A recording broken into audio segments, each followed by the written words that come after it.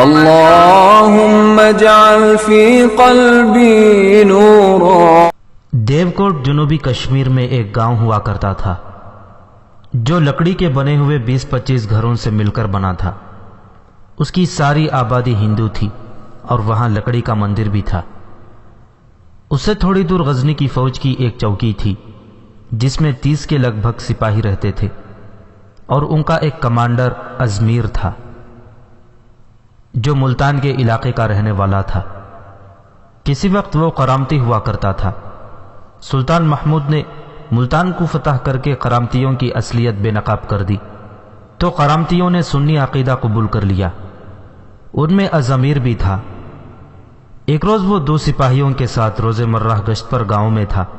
سلطان محمود کے حکم سے وہاں سے مندر ہٹا کر مسجد بنا دی گئی تھی اور وہاں ایک امام بھی مقرر کر دیا گیا تھا جو وہاں کے لوگوں کو اسلام کے سبق دیتا اور انہیں اسلامی عبادت سکھا رہا تھا۔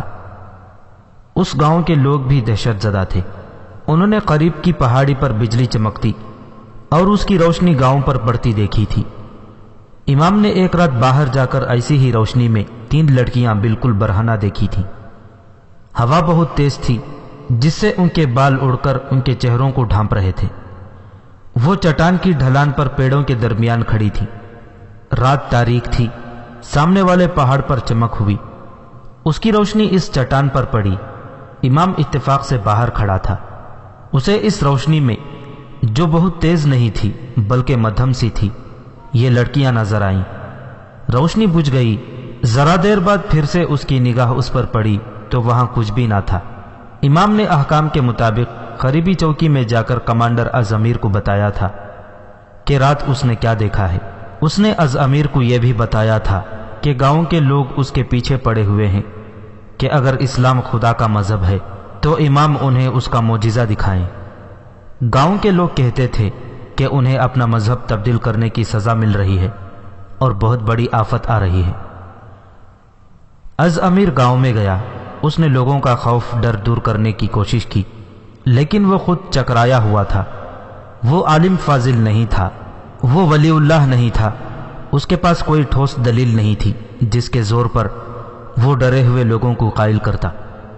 اس کے پاس ایک ہی دلیل تھی جو اس نے ان الفاظ میں دی: اگر کسی نے اسلام کے خلاف بات کی تو اس کی گردن اڑا دی جائے گی۔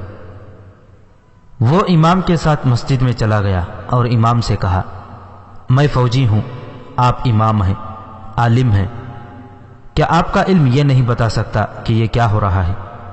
لوگوں کو کچھ بتائیں ورنہ مسلمان سپاہی بھی اسلام سے دستبردار ہو جائیں گے۔ میں ہاتھوں سے لڑ سکتا ہوں اور لڑا بھی ہوں۔ میں نے قلعوں کی دیواریں پھلانگی ہیں مگر مذہب کے معاملے میں اجڑ اور بڑا ہی کمزور انسان ہوں۔ مجھے یہاں اس لیے رکھا گیا ہے کہ اسلام کی پاسبانی اور اس کی حفاظت کروں۔ سلطان کا حکم ہے کہ لوگوں کے دلوں پر قبضہ کرو، مگر یہاں ایسے واقعات ہو رہے ہیں کہ لوگوں کے دل شکوک اور خوف سے بھر گئے ہیں۔ مجھے کچھ بتائیں، کہیں ایسا نہ ہو کہ میں بھی گمراہ ہو جاؤں۔ امام کے پاس کوئی دلیل نہیں تھی۔ ازمیر وہاں کے لوگوں کو ڈانٹ ڈپٹ کر واپس آ گیا۔ وہ پریشان اور مضطرب تھا۔ اسے گاؤں کے لوگوں کی یہ آوازیں جیسے تنہائی میں بھی سنائی دے رہی ہیں: اگر اسلام سچا مذہب ہے تو انہیں اس کا معجزہ دکھائیں۔ اس کی چوکی ایک پہاڑی کی ڈھلان پر تھی۔ یہ بھی لکڑی کا ایک 2 منزلہ مکان تھا۔ رات کو ازمیر بالائی منزل کی کھڑکی کھولے باہر دیکھ رہا تھا۔ رات اندھیری تھی اور سرد بھی تھی۔ اسے باہر کچھ بھی نظر نہیں آ رہا تھا۔ کشمیر کے پیڑ پودوں کی مہک اسے مسحور کر رہی تھی۔ وہ اسلام کا شیدائی تھا مگر یہاں آ کر اسلام کڑے امتحان میں پڑ گیا تھا۔ ازمیر کو یقین تھا اور یہ اس کا ایمان تھا کہ ہندوؤں کا مذہب باطل ہے اور بت پرستی کفر ہے، مگر اس کے لیے ثابت کرنا محال ہو گیا تھا کہ اس کا مذہب برحق ہے۔ اسے دور کسی پہاڑی کی چوٹی پر یا ڈھلان پر روشنی سی نظر آئی۔ اچھی خاصی چمک تھی۔ یہ روشنی 1-2 بار چمکی اور بجھی۔ ازمیر کے رونگٹے کھڑے ہو گئے۔ وہ سوچنے لگا کہ کل کسی گاؤں سے یہ خبر اٹھے گی کہ رات ان کے گاؤں پر بجلی چمکی تھی، یا یہ کہ رات ایک پہاڑی نے شعلے اگلے تھے۔ کمانڈر از امیر اتنا پریشان ہوا کہ قبلہ رو ہو گیا اور اس کے ہاتھ اپنے آپ دعا کے لیے اٹھے۔ وہ گڑ گڑایا، خدائے ذوالجلال اپنے نام کی لاج رکھ لے، اپنے مذہب کی لاج رکھ لے، مجھے اپنے نور کی چمک دکھا کہ میں باطل کی ان روشنیوں کا راز پا کر انہیں بجھا سکوں۔ اگلی صبح اس کے دل پر یہی بوجھ تھا۔ وہ اپنا فرض سمجھتا تھا کہ اپنی مذہب کی عظمت ثابت کرے، مگر اس کے پاس اتنا علم نہیں تھا اور اتنی عقل بھی نہیں تھی۔ سورج اوپر اٹھ آیا تو وہ گھوڑے پر سوار ہوا اور اکیلا ہی باہر نکل گیا۔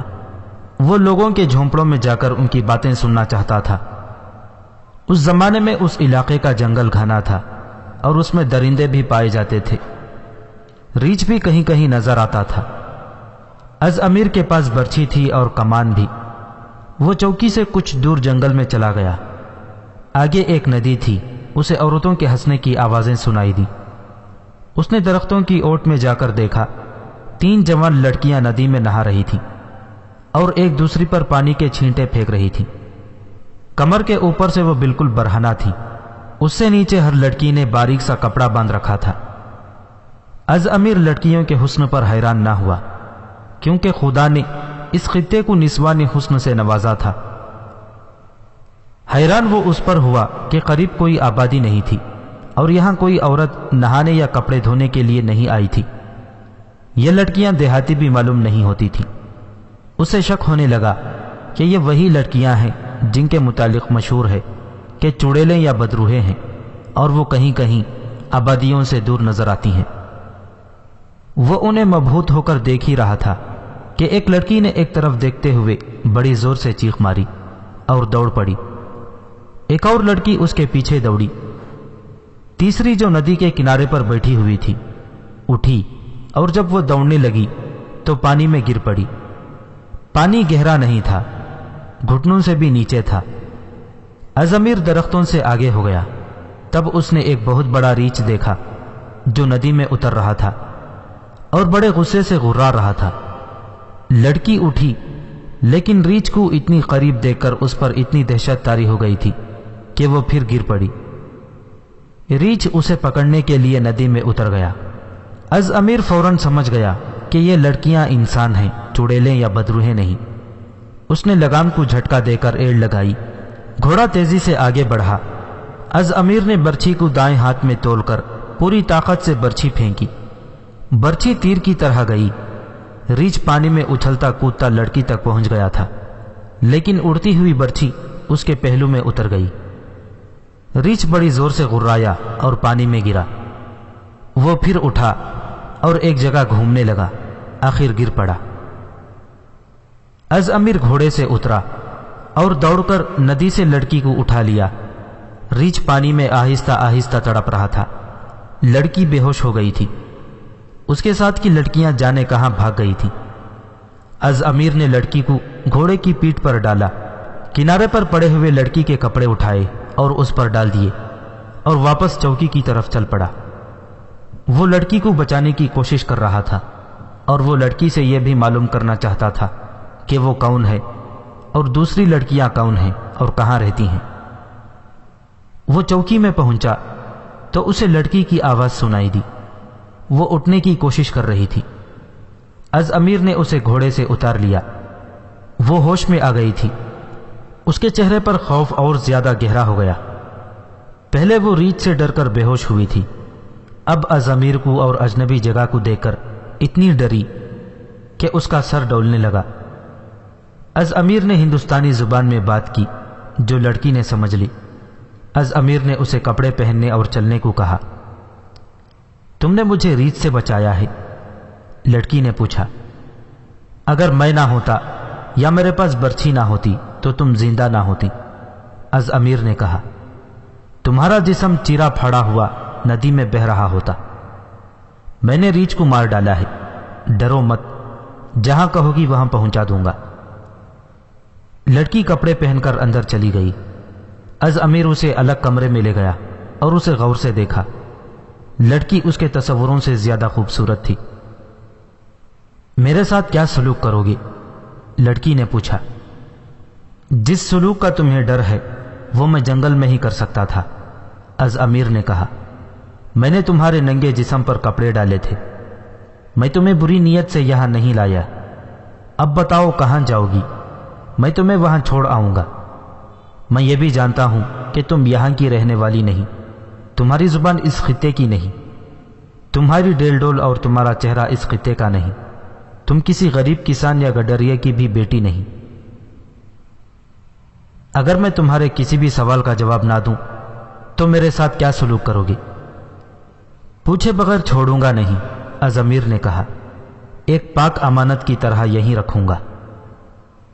لڑکی ہنس پڑی اور اس نے ایسی حرکتیں اور ایسی باتیں شروع کر دیں جیسے از امیر کو بچپن سے جانتی ہو۔ وہ از امیر کو اپنا آپ پیش کر رہی تھی۔ میں مسلمان ہوں لڑکی، از امیر نے کہا، میں اپنے مذہب اور اپنے سلطان سے غداری نہیں کروں گا، مجھے پتھر سمجھو۔ لڑکی نے کچھ اور داؤ آزمائے، آخر اسے یقین ہو گیا کہ یہ شخص واقعی پتھر ہے۔ تم نے میری جان بچائی ہے، لڑکی نے کہا، اور تم ویسے نہیں جیسا میں سمجھتی تھی۔ تمہارا حق ہے کہ میں تمہیں اپنے راز سے آگاہ کر دوں، پھر میرے ساتھ جو بھی سلوک کرنا چاہو کرنا۔ میں ان چڑیلوں میں سے ایک ہوں جو لوگوں کو جوان اور خوبصورت لڑکیوں کے روپ میں نظر آتی ہیں، لیکن میں انسان ہوں، سب لڑکیاں انسان ہیں۔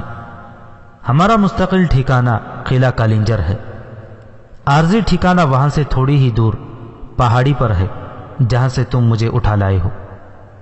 آج رات ہمیں وہاں سے اس گاؤں پر بجلی چمکانی تھی جو اس پہاڑی کی طرف ہے۔ بجلی چمکانے کا کیا راز ہے؟ از امیر نے پوچھا۔ تم ان لوگوں کو پکڑ سکتے ہو، لڑکی نے کہا، مگر اب مشکل ہو گیا ہے، وہ مجھے ڈھونڈ رہے ہوں گے، میں انہیں زندہ یا مردہ نہیں ملوں گی تو وہ اپنا راز فاش ہونے کے خوف سے یہاں سے چلے جائیں گے۔ کیا تم کوئی طریقہ سوچ سکتے ہو؟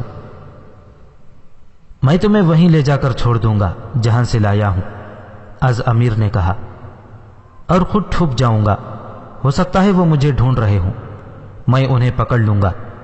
اگر تم نے دھوکہ دیا تو یاد رکھو میں جہاں بھی چھپوں گا تم میرے تیر کی زد میں ہوگی۔ میں دھوکہ نہیں دوں گی، لڑکی نے کہا، تم نے میری جان بچائی ہے، میں تمہیں اس کا انعام دوں گی۔ لڑکی اسی جگہ پہنچ گئی جہاں ریچھ نے اس پر حملہ کیا تھا۔ ریچھ ندی میں مرا پڑا تھا، پانی اتنا زیادہ نہیں تھا کہ اسے بہا لے جاتا۔ لڑکی کنارے کنارے آگے چلی گئی اور ادھر ادھر دیکھتی رہی۔ خاصی دیر بعد ندی کے دوسرے کنارے پر دو آدمی نمودار ہوئے۔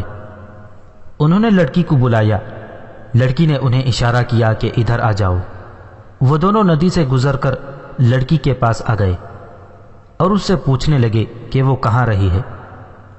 اونچی گھاس میں سے از امیر اور 4 سپاہی اٹھے۔ از امیر کے ہاتھ میں کمان تھی۔ دونوں آدمیوں نے انہیں دیکھا تو وہ گھبرا کر ادھر ادھر دیکھنے لگے، مگر از امیر کی للکار نے انہیں بھاگنے نہ دیا۔ قریب جا کر انہیں گھیر لیا گیا۔ ہمیں اپنے ٹھکانے پر لے چلو، از امیر نے انہیں کہا۔ دونوں نے ٹالنے کی اور کچھ نہ سمجھنے کی اداکاری کی، لیکن از امیر نے انہیں مجبور کر دیا کہ وہ اسے اپنے ساتھ لے چلیں۔ دونوں نے لڑکی کو برا بھلا کہنا شروع کر دیا کہ ان کا راز اسی سے فاش کیا ہے۔ از امیر نے تلوار نکال لی اور انہیں آگے آگے چلنے کو کہا۔ وہ چل پڑے اور گھنے جنگل میں داخل ہو گئے۔ ذرا آگے جا کر وہ پہاڑی پر چڑھنے لگے۔ درخت بہت زیادہ تھے، بیلیں زمین پر بھی پھیلی ہوئی تھیں اور درختوں پر بھی چڑھی ہوئی تھیں۔ وہ ایسی جگہ تھی کہ ادھر سے کبھی کسی کا گزر نہیں ہوا تھا۔ خاصا اوپر گئے تو پہاڑی کی ابھی چوٹی نہیں آئی تھی، وہاں پہاڑی دیوار کی طرح سیدھی ہو گئی تھی۔ وہاں خشک لکڑیوں کا ڈھیر لگا ہوا تھا، اس سے ذرا پرے ایک گفت سی بنی ہوئی تھی۔ باہر کی آوازیں سن کر گفت میں سے 2 لڑکیاں نکلیں۔ از امیر نے انہیں ندی میں نہاتے دیکھا تھا۔ وہ فوجیوں کو اپنے آدمیوں کے ساتھ دیکھ کر گھبرا گئیں۔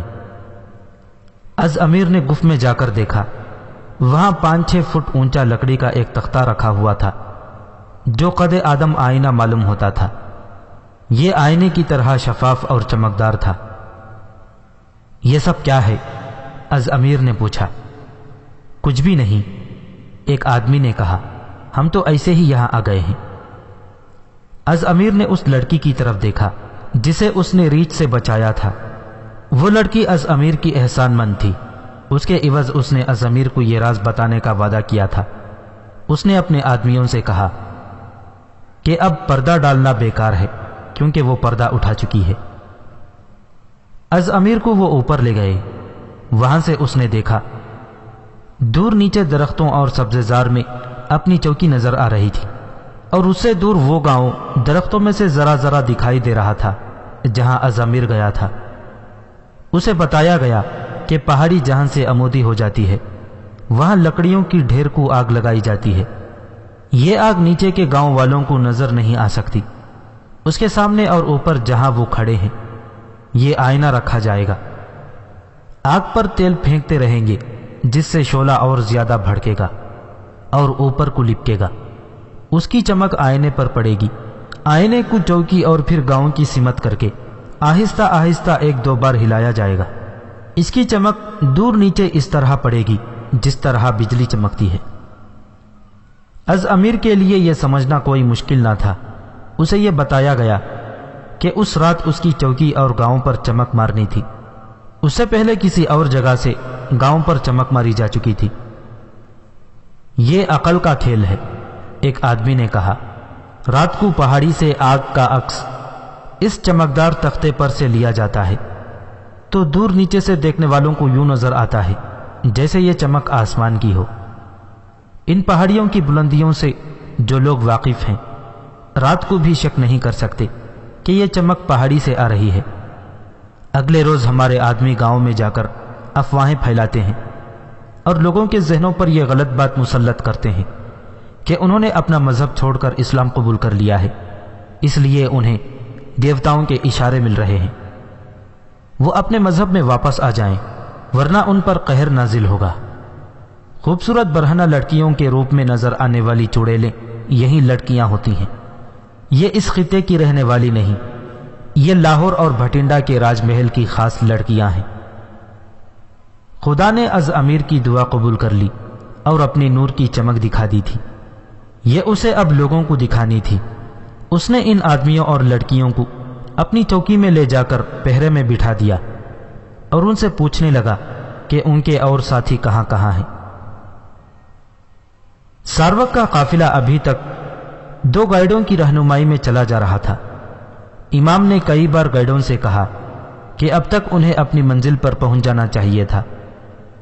گائیڈوں نے انہیں بتایا کہ انہوں نے جو راستہ اختیار کیا ہے یہ محفوظ اور آسان راستہ ہے۔ یہ راستہ آسان نہیں تھا۔ ان کے گائیڈ انہیں منزل سے بہت دور ویرانے میں لے گئے تھے۔ ایک شام قافلے نے ایک جگہ قیام کیا اور گائیڈوں نے انہیں بتایا کہ کل دن کے پہلے پہر وہ منزل پر پہنچ جائیں گے۔ سب تھکے ہوئے تھے، کھا پی کر فوراً سو گئے۔ صبح ان کی آنکھ کھلی تو دونوں گائیڈ غائب تھے۔ وہ اپنے گھوڑوں پر چلے گئے تھے۔ انہیں ادھر ادھر دیکھا لیکن بیکار تھا۔ وہ کہاں نظر آ سکتے تھے؟ ان کے ارد گرد اونچے پہاڑ کھڑے تھے۔ نیچے سے اوپر تک چیل کے درختوں نے پہاڑوں کو ڈھانپ رکھا تھا۔ انہیں وہی راستہ معلوم تھا جس راستے سے وہ آئے تھے۔ انہیں معلوم نہیں تھا کہ وہ کہاں ہیں اور منزل کتنی دور ہے۔ ہندو ڈنک مار گیا ہے، ساروک نے امام سے کہا۔ ان دونوں آدمیوں کو معلوم تھا کہ آپ مجھے یہاں کے پراسرار واقعات بتاتے جا رہے ہیں۔ ہم جب بالنات سے آ رہے تھے تو میں نے 3-4 بار کچھ دور 2 آدمی جاتے دیکھے تھے۔ ایک محافظ نے کہا، میں انہیں مسافر سمجھتا رہا، یہ وہی نہ ہوں۔ میں نے انہیں اس سے پہلے بھی دیکھا تھا جب ہم نے پہلا سانپ دیکھا تھا۔ ایک اور محافظ نے کہا، ان کے چہرے نظر نہیں آئے تھے، وہی تھے یا کوئی اور تھے، اب کیا فرق پڑتا ہے؟ ساروک نے کہا، ہم بہت بڑے دھوکے کا شکار ہو چکے ہیں۔ اب یہاں سے نکلنے کا راستہ ڈھونڈو اور دیکھو تھیلوں میں کھانے پینے کی جو چیز باقی ہے وہ پھینک دو، ہو سکتا ہے وہ ان میں زہر ملا گئے ہوں۔ ان کی بڑی ہی کٹھن اور خطرناک مسافت شروع ہو گئی۔ دن بھٹکتے گزر گیا، رات آ گئی جو انہوں نے سو کر گزاری، لیکن یہاں سردی زیادہ تھی۔ اگلا دن بھی سبز پوش وادیوں میں بھٹکتے گزر گیا۔ اگلی رات جب وہ سردی سے بچنے کے لیے کوئی جگہ دیکھ رہے تھے ان کے گائیڈ جو انہیں اتنے حسین ویرانے اور اتنی پرپیچ بھول بھلائیوں میں چھوڑ گئے تھے، قلعہ لو کوٹ میں ہندو قلعے دار کے پاس بیٹھے اپنی کارگزاری سنا رہے تھے۔ تم نے انہیں ہلاک کیوں نہ کر دیا؟ قلعے دار نے کہا، سلطان محمود کا قلعے دار معمولی آدمی نہیں ہوتا۔ میں خوش ہوں کہ تم نے بہت موٹا شکار پکڑا ہے، لیکن اسے زندہ نہیں رہنا چاہیے۔ کلنجر سے ہمیں حکم ملا تھا کہ کسی مسلمان فوجی کو قتل نہ کیا جائے، ایک گائیڈ نے کہا۔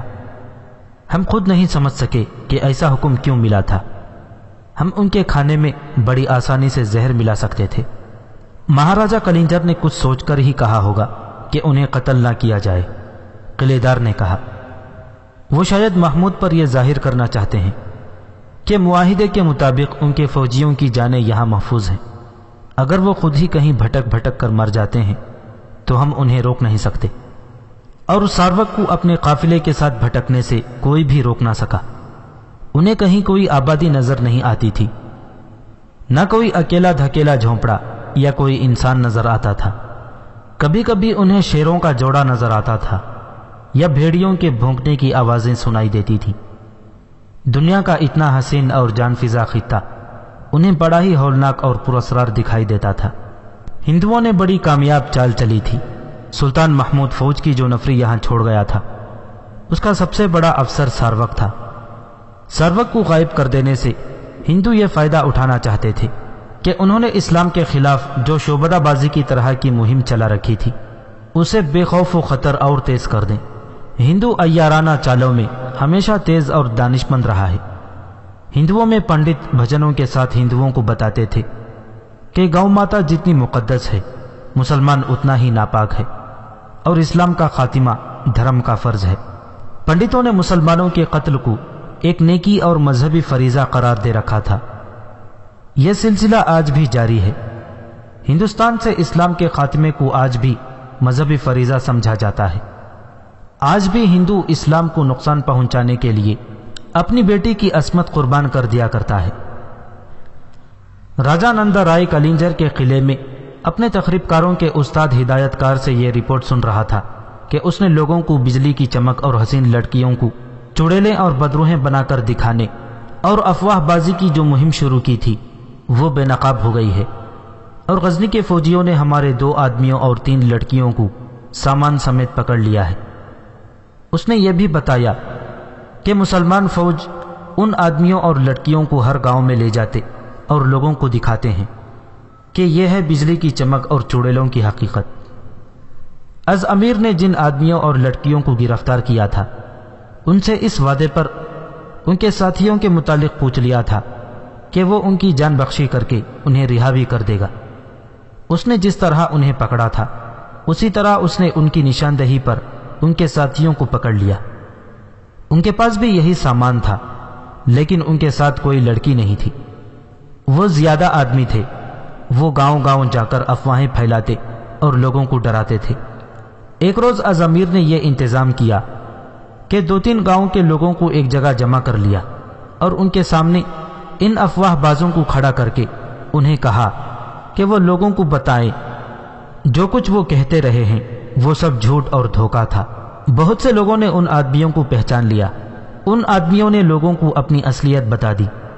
پھر شام کے بعد از امیر نے لوگوں کو بجلی کی چمک بھی دکھائی اور تینوں لڑکیوں کو نیم برہنہ کر کے ایک پہاڑی کی ڈھلان پر کھڑا کر کے دور اوپر سے ان پر آئینہ نما تختے سے روشنی ڈلوائی۔ پھر لڑکیوں کو اسی نیم برہنہ حالت میں نیچے بلا کر لوگوں کے سامنے کھڑا کر دیا۔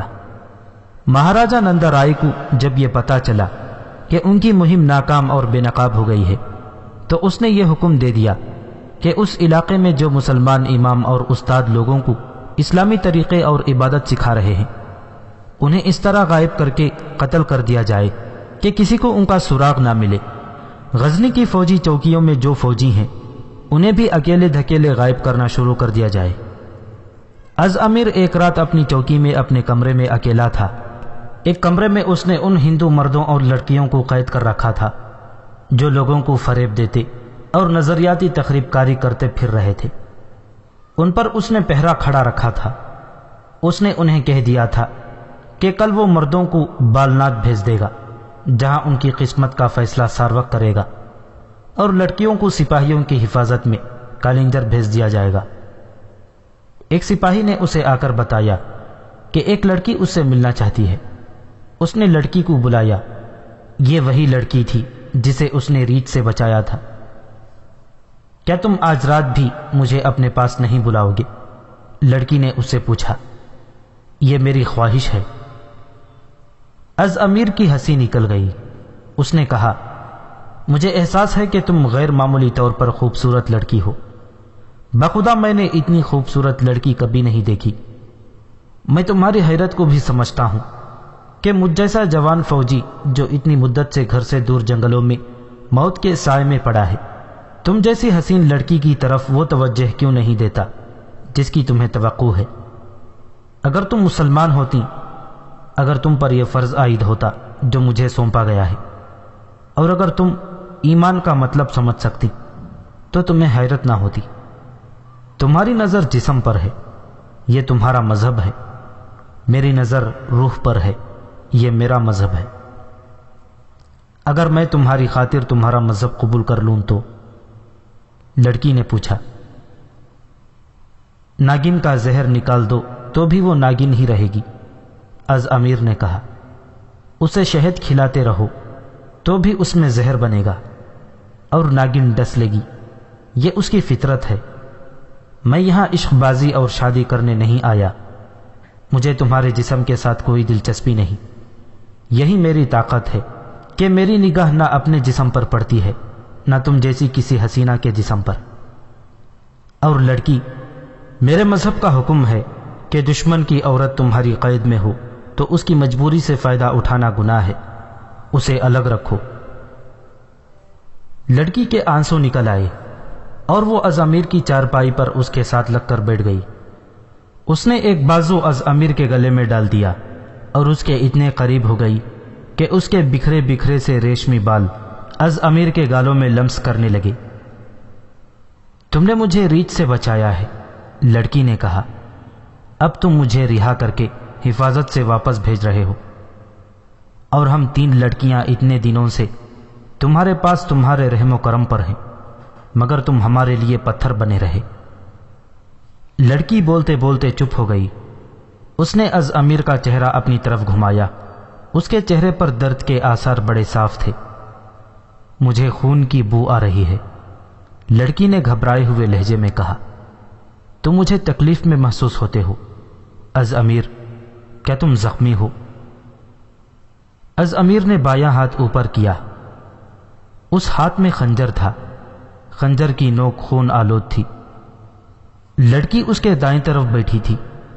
وہ دیکھ نہیں سکی تھی کہ جب وہ اس کے ساتھ لگ کر بیٹھ گئی تو از امیر نے اپنے سرانے کے نیچے سے خنجر نکال کر اس کی نوک اپنے ننگے پاؤں کے اوپر والے حصے میں اتار دی تھی اور نوک کو دباتا رہا تھا۔ لڑکی نے خون آلود خنجر دیکھا تو اٹھ کر از امیر کے سامنے آ گئی۔ اسے از امیر کا زخمی پاؤں نظر آیا جس سے خون نکل رہا تھا۔ لڑکی نے اسے حیران ہو کر دیکھا۔ حیران نہ ہو لڑکی، از امیر نے کہا، میں فرشتہ نہیں، انسان ہوں اور جوان آدمی ہوں۔ تمہارے جسم کے لمس نے میرے ذہن سے میرا فرض اتارنا شروع کر دیا تھا۔ میں سلطان کے آگے جوابدہ نہیں بلکہ خدا کے آگے جوابدہ ہوں۔ یہاں مسئلہ مہاراجوں اور سلطانوں کی فتح و شکست کا نہیں، یہاں تمہارے اور میرے مذہب کی ٹکر ہے۔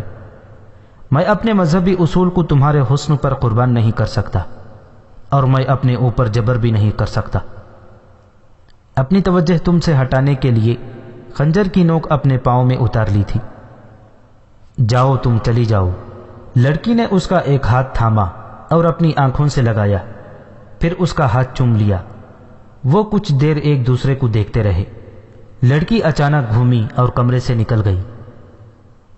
اگلی صبح از امیر نے تینوں لڑکیوں کو گھوڑوں پر بٹھایا، 8-10 سوار ساتھ لیے اور کالنجر کی طرف روانہ ہو گیا۔ لڑکی اپنا گھوڑا بار بار از امیر کے گھوڑے کی قریب لے آتی تھی، مگر از امیر سوائے مسکرانے کے اس کے ساتھ کوئی بات نہیں کرتا تھا۔ آدھی رات کے قریب وہ کالنجر کے دروازے پر پہنچے۔ از امیر نے لڑکیوں کو گھوڑوں سے اتارا اور واپس ہونے لگا۔ میں تمہارے احسان کا صلہ نہیں دے سکی۔ لڑکی نے کہا، مجھے ساری عمر افسوس رہے گا، اپنے آپ کے سوا میرے پاس کچھ بھی نہیں تھا۔ صلہ خدا دے گا، از امیر نے کہا۔ اپنے راجا سے کہنا کہ مردوں کی طرح میدان میں آئے، عورتیں جنگ نہیں جیت سکتی۔ وہ اپنے سپاہیوں کے ساتھ واپس آ رہا تھا تو اس کی روح بھی مسرور تھی۔ خدا نے اسے اپنا نور دکھا دیا تھا۔ وہ خدا کے سامنے سرخرو تھا۔ اس نے اپنا فرض خوش اسلوبی سے اور جنگجوؤں کی طرح ادا کر دیا تھا۔ نائب سالار ساروک اپنے ساتھیوں کے ساتھ ابھی تک وادیوں میں بھٹک رہا تھا۔ اگر وہاں پھلدار درخت اور پانی کی افرات نہ ہوتی تو وہ اب تک زندہ نہ رہتے۔ پہلے لوہ کوٹ کے قلعے کو اطلاع دی گئی کہ بالنات کے قلعے دار ساروک کو اس کے محافظوں اور ایک امام کے ساتھ فلاں علاقے میں چھوڑ دیا گیا ہے۔ قلعے دار نے یہ اطلاع کالنجر کے راجا نندا رائے کو دی۔ نندا رائے نے حکم دیا کہ انہیں گرفتار کر کے قلعے میں لایا جائے۔ اس سے پہلے اس کا یہ حکم تھا کہ کسی مسلمان فوجی کو قتل نہ کیا جائے، اس کے بجائے انہیں غائب کیا جائے۔ اب جب اسے یہ پتہ چلا کہ اسلام کے خلاف اس نے جو مہم شروع کرائی تھی وہ ناکام ہو گئی ہے اور 3 لڑکیاں واپس آ گئی ہیں اور تمام آدمی سلطان محمود کی فوجیوں کی قید میں ہیں، تو اس نے حکم دیا کہ ساروک اور اس کے ساتھیوں کو ڈھونڈ کر وہ زندہ مل جائیں تو انہیں یہاں لاؤ۔ نندا رائے کے اس حکم پر فوری عمل شروع ہو گیا۔ از امیر کی چوکی پر حملہ کر کے فوجیوں کو قید میں لے لیا گیا اور کالنجر کے قلعے کو روانہ کر دیا گیا۔ کالنجر کے راج محل میں ناچنے گانے والیاں اور دیگر عورتیں بھی رہتی تھیں۔ جب یہ خبر اس لڑکی کے کانوں میں پڑی جسے از امیر نے ریچھ سے بچایا تھا تو وہ باہر نکل آئی۔ وہ بھی مسلمان فوجیوں کی قید میں رہ چکی تھی، اس لیے اسے ان قیدیوں میں دلچسپی پیدا ہو گئی۔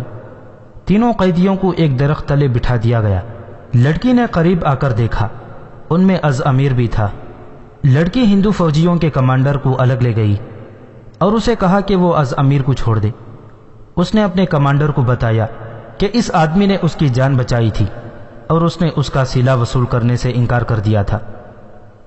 ہندو کمانڈر از امیر کو رہا کرنے پر آمادہ نہ ہوا۔ لڑکی نے اسے کہا کہ وہ منہ مانگا انعام دے گی اور وہ از امیر کو اس طرح قلعے سے نکال لے گی کہ کسی کو پتہ نہیں چل سکے گا۔ یہ لڑکی اپنا جادو چلانے کی ماہر تھی۔ ہندو کمانڈر کو اس نے رام کر لیا۔ اس کے عوض لڑکی نے جو انعام پیش کیا اسے وہ تصور میں بھی نہیں لا سکتا تھا۔ قیدیوں کو ابھی کسی کے سامنے پیش نہیں کیا گیا تھا۔ سورج غروب ہو چکا تھا۔ قیدیوں کو اب قید خانے میں بند کرنا تھا۔ لڑکی از امیر کو ایک ایسی جگہ لے گئی جہاں پودوں اور جھاڑیوں کی اوٹ تھی۔ اندھیرا بھی گہرا ہو رہا تھا۔ لڑکی دوڑی گئی اور کچھ کپڑے اٹھا لائی۔ آج مجھے سکون نصیب ہوا ہے، لڑکی نے از امیر سے کہا۔ میں تمہارے احسان کا صلہ دے رہی ہوں۔ جاتے جاتے ایک اور خبر سن لو، یہاں 2 اور مہاراجوں کی فوج آ رہی ہے۔ ایک فوج لاہور کی ہے، راجہ بھیم پال نڈر خود ساتھ آ رہا ہے۔ ان دونوں فوجوں کے آتے ہی راجہ نندا رائے سلطان محمود کو پیغام بھیجے گا کہ وہ اس کا باج گزار نہیں، اگر اس میں ہمت ہے تو خود آ کر باج وصول کرے۔ میں تمہیں یہ اطلاع اس لیے دے رہی ہوں کہ اس کے بعد فوراً تمہاری چوکیوں پر حملے ہوں گے۔ مجھے صرف تمہاری ذات کے ساتھ دلچسپی ہے۔ تمہاری تعداد بہت تھوڑی ہے، تم مارے جاؤ گے یا پکڑے جاؤ گے، پھر میں تمہیں چھوڑا نہیں سکوں گی۔ کیا یہ ممکن ہے کہ تم اپنی چوکی سے چلے جاؤ؟ از امیر ہنس پڑا۔ اس نے لڑکی کا شکر ادا کیا۔ اس کے لائے ہوئے کپڑے پہن چکا تھا۔ قلعے کے دروازے بند ہو چکے تھے۔ اندر سے ایک گھوڑا دروازے پر آ رکا۔ گھوڑے پر بڑے ہوئے پیٹ والا ایک پنڈت سوار تھا۔ اس کے سر پر پنڈتوں والی پگڑی تھی۔ اس کے ساتھ ایک لڑکی تھی۔ اس نے قلعے کے دروازے کے انچارج سے کہا کہ پنڈت جی مہاراج ہمارے ساتھ آئے تھے، یہ اب ساتھ والے گاؤں میں جا رہے ہیں، وہاں کوئی آدمی مر گیا ہے، مجھے کہا گیا ہے کہ ان کے لیے دروازہ کھلوا دوں۔ وہ راج محل کی لڑکی تھی۔ سب جانتے تھے کہ اس لڑکی کی کیا اہمیت ہے۔ اس کے کہنے پر دروازہ کھول دیا گیا اور پنڈت جی مہاراج نکل گئے۔ ان کے پیچھے دروازہ بند ہو گیا۔ از امیر نے گھوڑا دوڑایا نہیں، آہستہ آہستہ چلتا رہا۔ قلعے سے دور جا کر اس نے کرتے کے اندر ٹھونسے ہوئے وہ کپڑے نکال کر پھینک دیے جو اس کا پیٹ بڑا ہوا دکھانے کے لیے ٹھونسے گئے تھے۔ اس نے پگڑی بھی اتار پھینکی اور گھوڑے کو ایڑ لگا دی۔ اگلے دن کے پچھلے پہر وہ اپنی چوکی میں پہنچ گیا۔ نائب سالار ساروگ، امام اور دیگر تمام افراد جو ٹیلا جوگیاں بالنات سے چلے اور تقریب کاروں نے انہیں ویرانے میں گمراہ کر دیا تھا، اب ازمیر کی چوکی میں پہنچ چکے تھے، کیونکہ یہ چوکی اس جگہ کے ذرا نزدیک تھی جہاں مارکا لڑ کر انہیں چھیڑا گیا تھا۔ تم کہاں تھے اور کس طرح آ گئے ہو؟ ساروگ نے ازمیر سے پوچھا۔ جو بات سب سے زیادہ ضروری ہے پہلے وہ سن لیں، ازمیر نے کہا۔ یہاں کے حالات بہت خراب ہو گئے ہیں۔ میں کلنجر قلعے سے کسی کی مدد سے فرار ہو کر آ رہا ہوں۔ کلنجر کے مہاراجا نے اس علاقے میں اسلام کے خلاف جو تخریب کاری کرائی ہے وہ آپ نے دیکھ لی ہے۔ یہ اللہ کا بڑا کرم ہے کہ کفار کا وار خالی گیا ہے۔ آپ کو گرفتار کر کے کلنجر لے جانا اس امر کی دلیل ہے کہ مہاراجا کلنجر اور یہاں کے چھوٹے چھوٹے مہاراجے اور رائے ہمارے باج گزار نہیں رہنا چاہتے، اور وہ ہمارے خلاف جنگی تیاریاں کر رہے ہیں۔ مجھے قلعے میں پتہ چلا ہے کہ کلنجر میں ان لوگوں کی فوجیں اکٹھی ہو رہی ہیں، اور لاہور کا مہاراجا بھیم پال بھی آ رہا ہے۔ غالباً متحدہ افواج کی کمان وہ اپنے ہاتھ میں رکھے گا۔ یہ مہاراجے سب سے پہلے سلطان کو پیغام بھیجیں گے کہ وہ اس کے باج گزار نہیں۔ اگر سلطان میں اتنی ہمت ہے تو خود آ کر باج وصول کرے، اس کے بعد ہماری چوکیوں کو صاف کیا جائے گا۔ ایسا ہونا ہی تھا، ساروگ نے کہا۔ دشمن کو اپنی شکست کا انتقام لینا ہی چاہیے، اور پھر ہندو ایسا دشمن ہے جو شکست کو اپنے سامنے دیکھتا ہے تو تلوار تمہارے قدموں میں رکھ کر بیٹھ جاتا ہے، مظلوم اور بھیکاری بن جاتا ہے۔ اگر اسے کہو کہ اپنی تمام بیٹیاں اور بہنیں ہمارے حوالے کر دو تو وہ فوراً حوالے کر دے گا، مگر تمہاری تلوار کے نیچے سے نکلتے ہی سانپ بن جائے گا، اور اس کی ساری سوچیں اور ساری کوششیں اس پر مرکوز رہیں گی کہ وہ کس طرح اور کتنی جلدی تمہیں ڈنک مارے۔ ہندو کے ساتھ ہماری جنگ زمین کے لیے نہیں، یہ مذہبی جنگ ہے جو اس وقت تک لڑی جاتی رہے گی جب تک ہندوستان میں ایک بھی مسلمان یا ایک بھی ہندو زندہ رہے گا۔ اب دیکھنا ہے کہ ہندو ہم پر کب حملہ کرتا ہے۔ میں عرض کر رہا ہوں کہ ہمیں دیکھتے نہیں رہنا چاہیے، ازمیر نے کہا۔ ہمیں آج ہی ایک قاصد غزنی کو روانہ کرنا ہے۔ دشمن کے ارادوں اور اس کی طاقت کے متعلق کسی خوش فہمی میں مبتلا نہیں رہنا چاہیے۔ آپ کے پاس تو اتنی نفری نہیں کہ آپ حملہ روک سکیں۔ اسی وقت 2 قاصد تیار کر کے انہیں پیغام دیا گیا اور انہیں کہا گیا کہ وہ کم سے کم رکیں اور راستے کی چوکیوں سے گھوڑے بدلتے جائیں۔ قاصد توقع سے زیادہ تیز گئے۔ سلطان محمود نے اپنی فوج کو برق رفتاری کی بڑی سخت ٹریننگ دے رکھی تھی، اور ادنا سپاہیوں کے ذہن میں بھی ڈال رکھا تھا کہ چند لمحوں کی تاخیر شکست کا باعث بن سکتی ہے۔ اس ٹریننگ کا نتیجہ تھا کہ قاصد متوقع وقت سے پہلے پہنچ گئے۔ وہ جب سلطان محمود کو کشمیر کی حالات اور دشمن کے ارادے سنا رہے تھے، ان کے سر ڈول رہے تھے اور آنکھیں بند ہو رہی تھیں۔ ایک انگریز تاریخ دان سر ہنری ہاورتھ نے ایک مکالمے میں 1879 عیسوی میں سلطان محمود کے دور کے ایک واقعہ نگار ابن ازفز یار کے حوالے سے لکھا ہے کہ یہ پہلا موقع تھا کہ سلطان نے اپنے سالاروں اور دیگر کمانڈروں کو مقصد اور پروگرام بتائے بغیر نہایت عجلت سے کوچ کا حکم دے دیا۔ اس کی ایک وجہ یہ بیان کی گئی ہے کہ وہ اسلام کے معاملے میں جذباتی تھا۔ اس نے جب سنا کہ وہ جنوبی کشمیر میں حکمن اسلام رائج کر آیا تھا، مگر ہندوؤں نے اس کے خلاف پراسرار اور زمیندوز تخریبی کارروائیاں کیں اور نائب سالار ساروگ اور اس کے ہمسفروں کو گرفتار کیا، تو سلطان ایسے غصے میں آ گیا جس پر وہ قابو نہ پا سکا۔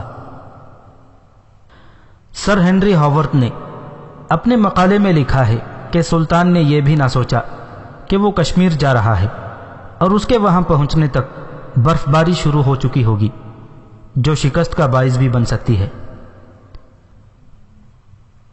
ایک اور واقعہ نگار محمد حیدر گرکانی بن محمد حسین نے اپنی تصنیف تاریخ راشدی انگریزی ترجمہ سر ای ڈینیسن راس میں بھی ایسی ہی رائے کا اظہار کیا ہے، اور لکھا ہے کہ سلطان نے غالباً پہلی فتوحات کے ضام میں پلاننگ کے بغیر ایسے میدان جنگ کی طرف کوچ کا حکم دے دیا جس کی دشواریوں، راستوں، خطروں اور موسمی حالات سے وہ پوری طرح واقف نہیں تھا۔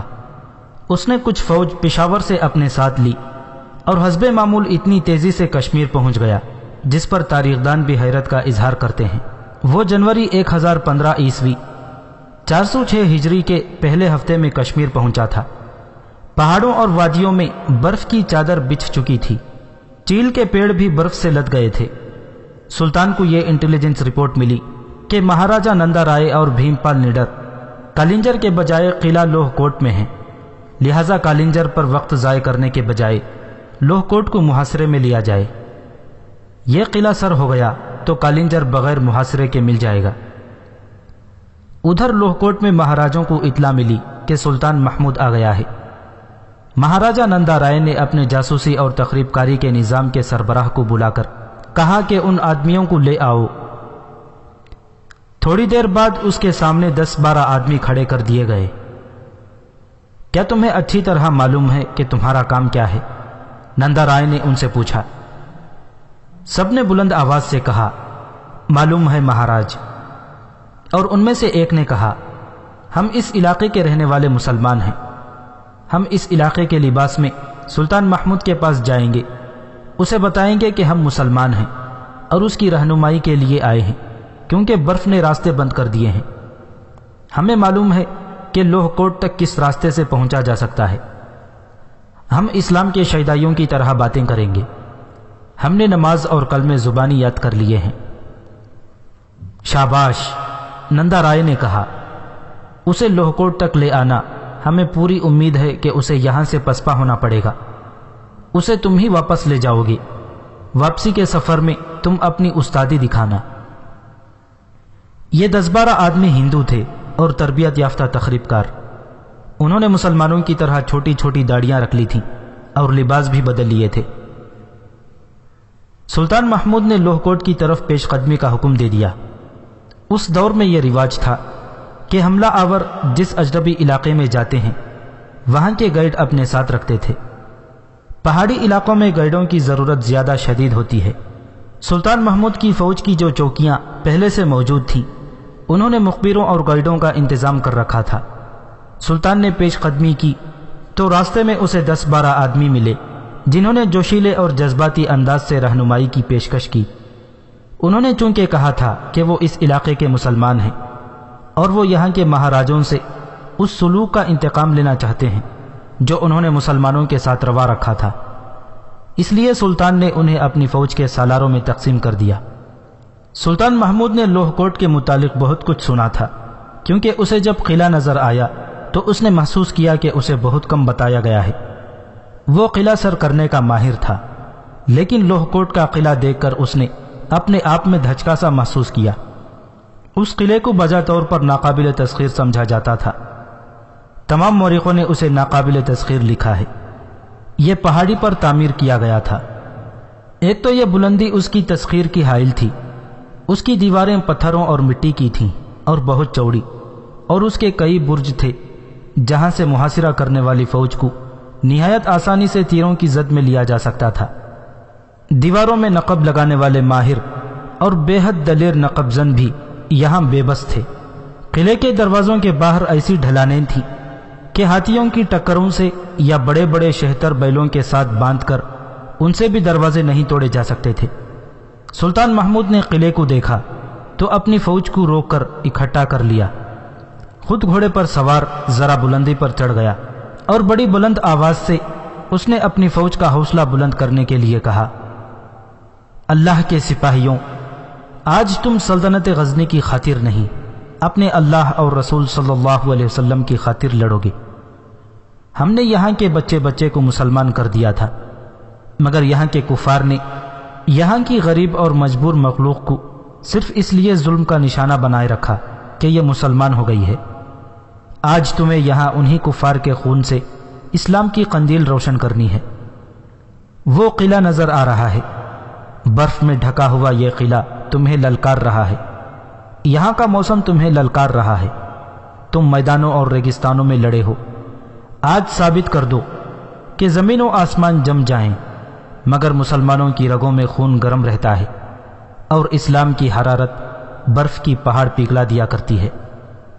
ہم بہت دور سے آئے ہیں، ہم خدا کا پیغام لے کر آئے ہیں۔ قسمیں کھاؤ کہ اس قلعے پر اسلام کا پرچم لہراؤ گے، ورنہ واپس نہیں جاؤ گے۔ سلطان محمود نے ایسی تقریر کبھی نہیں کی تھی۔ وہ سپاہیوں تک جوشیلے پیغام ان کے کمانڈروں کے ذریعے پہنچایا کرتا تھا۔ اس نے فوج کو ٹریننگ دے رکھی تھی۔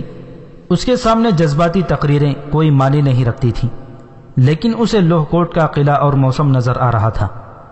مورخ لکھتے ہیں کہ عزم کا اس قدر پکا سلطان محمود، اعتماد سے دبنگ آواز میں بولنے والا، جس کے چہرے پر خوف اور گھبراہٹ کبھی نہیں دیکھی گئی تھی، اس وقت جانے کیسی ذہنی کیفیت میں تھا کہ اس کی آواز میں لرزہ تھا، اور کبھی تو وہ چپ ہو جاتا تھا جیسے موزوں الفاظ ڈھونڈ رہا ہو۔ اور یہ پہلا موقع تھا کہ اس نے گھوڑے سے اتر کر 2 رکعت نفل نہ پڑھے، اور یہ بھی نہ کہا جیسے وہ اکثر کہا کرتا تھا کہ مجھے اللہ کا اشارہ مل گیا ہے، فتح ہماری ہوگی۔ اس نے گھوڑے کی لگام کو جھٹکا دیا اور گھوڑا نیچے اتار لیا۔ اللہ اکبر کے نعرے لوہ کوٹ کے ارد گرد گرجنے لگے۔ قلعہ جس پہاڑی پر کھڑا تھا اس سے ہٹ کر ٹیکریاں اور اونچی نیچی چٹانیں تھیں۔ ان پر درخت تھے، لیکن قلعے والی پہاڑی کی ڈھلان سے تمام درخت کٹوا دیے گئے تھے۔ اس پہاڑی کے دامن اور ارد گرد کی چٹانوں کے دامن میں کچھ فاصلہ تھا۔ سلطان محمود نے قلعے کے گرد گھوم کر جائزہ لیا۔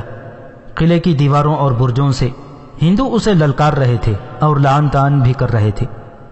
ایک وقائع نگار نے لکھا ہے کہ فارسی کا ایک نعرہ بار بار سنائی دیتا تھا، سلطان غزنی، تمہارے خدا نے تمہاری قسمت میں برف کی قبر لکھ دی ہے۔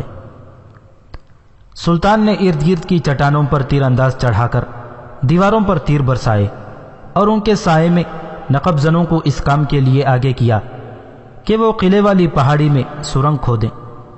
اسے معلوم تھا کہ کشمیر کی پہاڑیاں پتھریلی نہیں، ان میں مٹی زیادہ ہوتی ہے، لہذا کھدوائی آسان تھی۔ سلطان نے یہ بھی سوچا کہ سرنگ چند گز کھودی گئی تو کھودنے والے اس کے اندر تیروں سے محفوظ ہو جائیں گے اور کھودتے چلے جائیں گے۔ نقب زنوں نے سرنگیں کھودنے کے لیے ہلہ بولا، لیکن ان میں سے ایک بھی زندہ نہ رہا۔ اوپر سے تیر صحیح معنوں میں موسلادھار بارش کی طرح آئے اور تمام نقب زن وہیں ختم ہو گئے۔ ارد گرد کی چٹانوں سے دیواروں پر جو تیر چلائے جاتے تھے وہ دوری کی وجہ سے کوئی نقصان نہیں کرتے تھے۔ چند ایک سپاہیوں نے دلیری کا یہ مظاہرہ بھی کیا کہ وہ دروازے توڑنے کا سامان اور آگ لگانے والی اشیاء کے ساتھ قلعے کے دروازے کی طرف دوڑ پڑے، مگر دروازے کے نیچے ڈھلان پر برف پڑی ہوئی تھی۔ سپاہی اوپر چڑھتے پھسلتے تھے۔ اوپر سے تیروں کی بوچھاڑیں آئیں اور سب کی لاشیں لڑکتی ہوئی نیچے آئیں۔ دوسرے دروازوں پر بھی ایسے ہی ہلے بولے گئے۔ صرف ایک دروازے تک چند ایک سپاہی پہنچ سکے اور انہوں نے کلہاڑوں سے دروازہ توڑنا شروع کر دیا، مگر اوپر سے ان پر جلتی ہوئی لکڑیاں اور دہکتے ہوئے انگارے اونڈیل دیے گئے۔ سپاہیوں کے کپڑوں کو آگ لگ گئی، ان کے جسم جھلس گئے۔ اتبی، گرویزی، ابن الاسیر اور 2 یورپی مورخوں نے لکھا ہے کہ رات کو بھی سلطان کے نقب زن جیش قلعے کی پہاڑی کی ڈھلان میں سرنگیں کھودنے کی کوشش کرتے رہے۔ صبح سلطان نے دیکھا کہ پہاڑی کے دامن میں نقب زنوں کی لاشوں کے انبار لگ گئے تھے۔ سلطان کے منہ سے غصے سے جھاگ پھوٹنے لگی۔ وہ ہر طرف گھوڑا دوڑاتا اور سرنگیں کھودنے کے حکم دیتا پھر رہا تھا۔ اسلام کے نام پر سپاہی اور کمانڈر قربان ہوتے چلے جا رہے تھے۔ پھر ایک اور رات آ گئی اور اس رات کے ساتھ صرف برف باری نہیں بلکہ برفانی طوفان آ گیا۔ مورخ لکھتے ہیں کہ جھکڑ اتنے تیز اور برف باری اتنی زیادہ تھی کہ گھوڑے بھی برداشت نہ کر سکے۔ بیشتر گھوڑے ادھر ادھر بھاگنے لگے۔ کوئی اوٹ نہیں تھی، چھپنے کی کوئی جگہ نہیں تھی۔ چٹانیں برف تلے دبتی جا رہی تھیں۔ طوفان کا جدھر کا رخ تھا ادھر دریائے جہلم تھا۔ گھوڑوں کے ساتھ سوار بھی ادھر کو ہی ہٹتے جا رہے تھے اور اوپر سے لڑکتے دریا میں گرتے جا رہے تھے۔ وہاں دریا بہت نیچے بہتا ہے، اس کا پاٹ تنگ ہے اس لیے گہرا بھی ہے اور بہاؤ بہت تیز ہے۔ صبح طلوع ہوئی تو کوئی کہہ نہیں سکتا کہ یہ کل والی جگہ ہے۔ طوفان تھم گیا تھا اور برف کئی فٹ پڑ چکی تھی۔ اس برف میں غزنی کے ہزاروں فوجی دب گئے تھے۔ سالاروں نے سلطان سے کہا، اللہ کو یہی منظور تھا، اتنی فتوحات کے بعد ایک شکست کو ہم خاطر میں نہیں لاتے، ہم پھر آئیں گے، باقی فوج کو بچا لیں۔ سلطان محمود نے خود اعتمادی اور تحمل سے تسلیم کر لیا کہ وہ ہار گیا ہے۔ اس نے واپسی کا حکم دے دیا۔ اب تو واپسی بھی محال ہو گئی تھی، راستے بند ہو گئے تھے۔ اس مشکل وقت میں وہ گائیڈ آ گئے جو دراصل ہندو تھے مگر اپنے آپ کو جوشیلے مسلمان ظاہر کرتے تھے۔ انہوں نے سلطان کو تسلی دی کہ واپسی کا ایک راستہ ابھی محفوظ ہے۔ فوج بکھری ہوئی تھی، یہ 3 حصوں میں بٹ گئی۔ گائیڈوں نے اپنے آپ کو ان 3 حصوں میں تقسیم کر لیا۔ سلطان کے سینکڑوں سوار گھوڑوں سمیت دریا میں بہہ گئے تھے۔ آدھی فوج لوہ کوٹ کے تیروں اور برف کے طوفانوں کی نظر ہو گئی تھی۔ اب بچی کچی فوج 3 حصوں میں تقسیم ہو کر گائیڈوں کے پیچھے چلی تو اس کا جو حشر ہوا اسے محمد قاسم فرشتہ یوں بیان کرتا ہے۔ سلطان محمود محاصرہ اٹھانے اور غزنی کو واپس لے جانے پر مجبور ہو گیا۔ اس کی فوج کو مقامی گائیڈوں نے ایسا گمراہ کیا کہ بہت دنوں تک اس کی فوج برف کی اس دنیا میں بھٹکتی رہی۔ برف کے نیچے کھائیاں اور کھڈ تھے، دریا کی ڈھلانیں بھی برف تلے چھپ گئی تھیں۔ گھوڑے اور پیادے پھسلتے اور سیدھے دریا میں جاتے اور غائب ہو جاتے تھے۔ بہت سے سپاہی سردی کی وجہ سے اکڑ کر مر گئے، اگر کوئی رک گیا تو وہیں اکڑ گیا۔ یہ سلطان کی بہترین فوج تھی۔ وہ قلعہ تو سر نہیں کر سکا تھا، لیکن گائیڈوں نے اسے گمراہ کیا اور خود غائب ہو گئے۔ سلطان محمود جب ٹیلا جوگیاں کے نائب سالار ساروک کے کیمپ میں پہنچا تو اس کے ساتھ اتنی تھوڑی فوج تھی جسے وہ بڑی آسانی سے گن سکتا تھا۔ چند دنوں بعد وہ غزنی چلا گیا۔